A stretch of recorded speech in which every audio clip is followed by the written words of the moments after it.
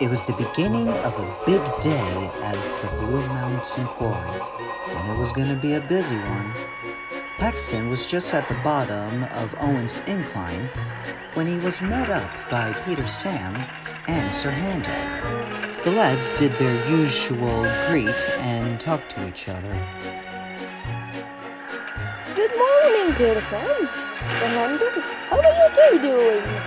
But just before Sir Handel was about to reply, a lorry darted out of nowhere and nearly collided into him. Well, I was feeling delighted until that lorry nearly crashed into me. That reminds me of the time you had a grudge over getting road vehicles. Oh, is that so? Please tell me, Sir Handel. Sir Handel cleared his throat and began. So it was a long time ago. The year was 1963. It had been a full year since Sir Handel had, supposedly, sent George the steamroller packing after an accident in Benglass. He doesn't really talk about his victory after being insulted by a bunch of schoolboys. But ever since that nasty run-in with George, Sir Handel held a grudge against all kinds of transportation that traveled by road.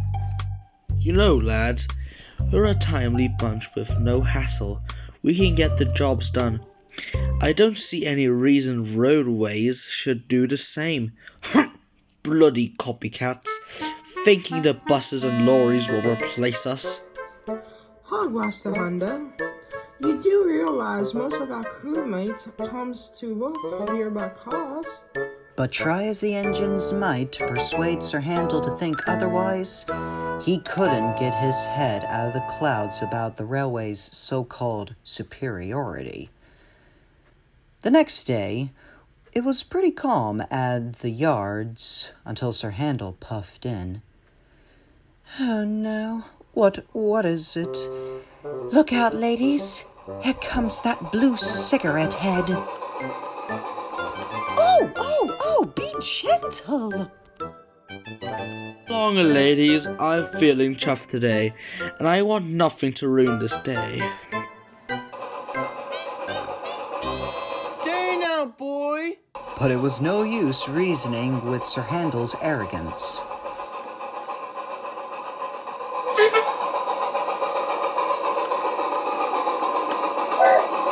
Sir Handel arrived at Croven's gate to pick up his passengers, and when the guard's whistle blew, he was off.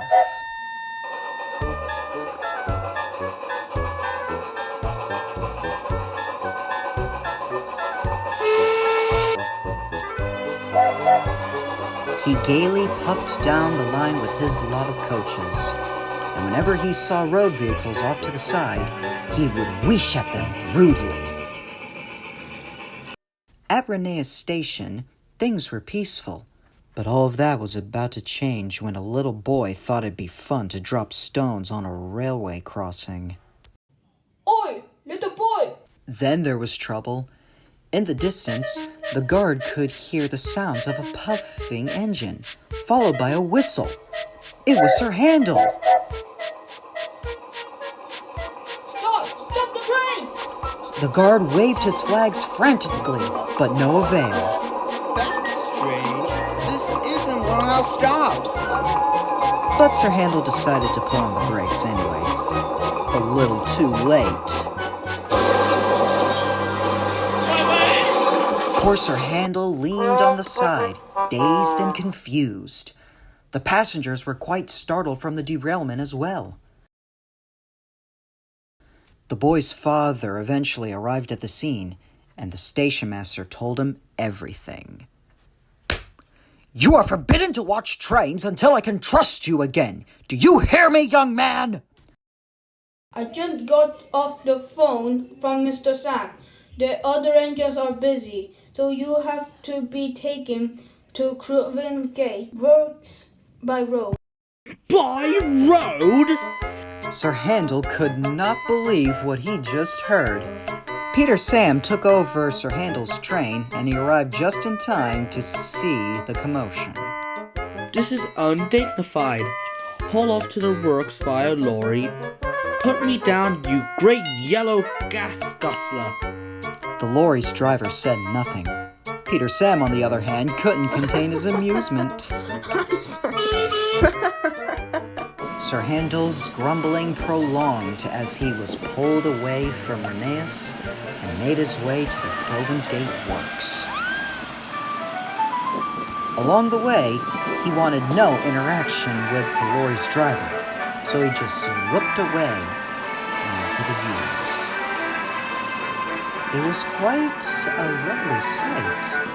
Sir Handel had never seen this type of area on his railways, and surprisingly, he was starting to calm down.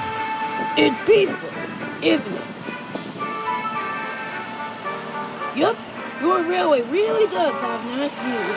My family and I visit when we can when we have certain times off on the weekends. Boy, would I sure hate to see it go in ruins. Well, after hearing that, Sir Handel had a lot to think about along the way.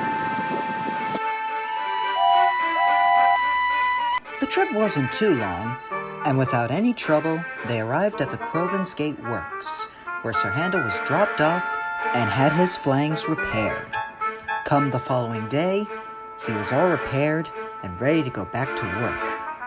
Peter Sam arrived to check up on his friend. So, Sir Handel, how was your little road trip to the rocks? It was decent. But secretly, deep down, Sir Handel quite enjoyed the trip. But we eventually found out where the grudge was going, right? You sure did, Peter Sam. You sure did. Wow, now that was a good story. Well, thank you for telling me about it. Our pleasure.